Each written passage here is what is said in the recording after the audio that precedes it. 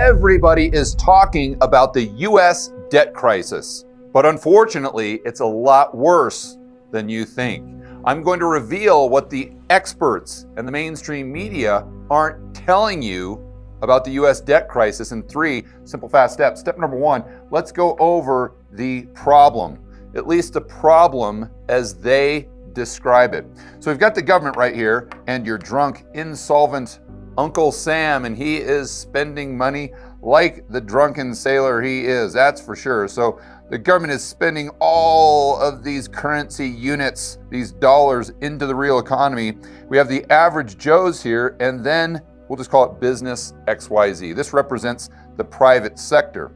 Well, the government has to get this money from somewhere, so they're going to get it one of 2 ways. Number 1, they're going to go ahead and extract money from the private sector through taxation.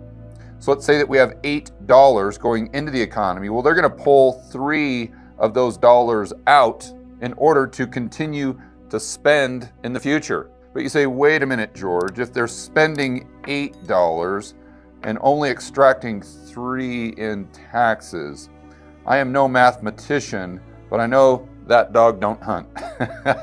So what they also have to do is they have to sell debt. They have to sell treasuries. They have to borrow money. So they'll go into the private sector and they'll say, please, please, guys, would you please buy our debt? And then some individuals or entities in the private sector say, yeah, that's a decent deal. I know T-bills are paying about 4.75%, so we'll go ahead and do it. So your drunk, insolvent Uncle Sam issues those treasuries. That goes onto the balance sheet of the private sector. And then those currency units, those dollars, go into the coffers of your drunk, insolvent Uncle Sam. So he can go ahead and respend it and redistribute it back into the economy because he wants to buy votes. And this is how he does it. But we have to notice that now he's only collecting 5 and spending 8, so he still has a problem. So he has to go to other buyers. Insert the foreign buyers of US treasuries. It's not your average Joe. No, no, no, no, no.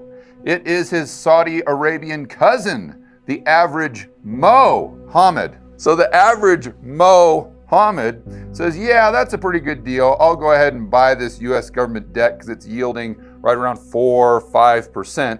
So those treasuries go onto his balance sheet, and then he gives the United States the extra $3. Now they have the $8 they need to continue to spend like the drunken sailors they are. And especially over the last 15 years, this problem of overspending has gotten completely and totally out of control, which is why a lot of people are labeling it a crisis. You don't believe me? Look at the debt from 2009, 2010 or so, to today's date. It's gone from roughly 9 trillion to 35 trillion, an increase of over $25 trillion. So let that sink in for a moment.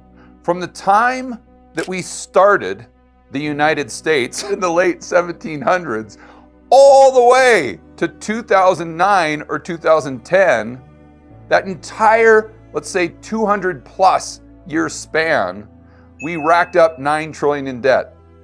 And just in the last 15 years, we tacked on another 25 trillion.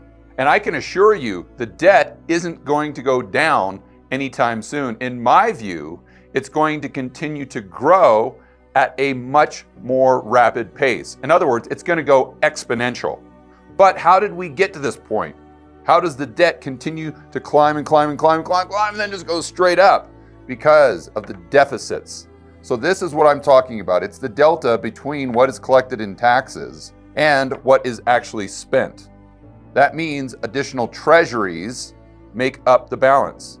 So right now, the debt is about $35 trillion, like we said. So what this means is the government has spent $35 trillion more than it has collected.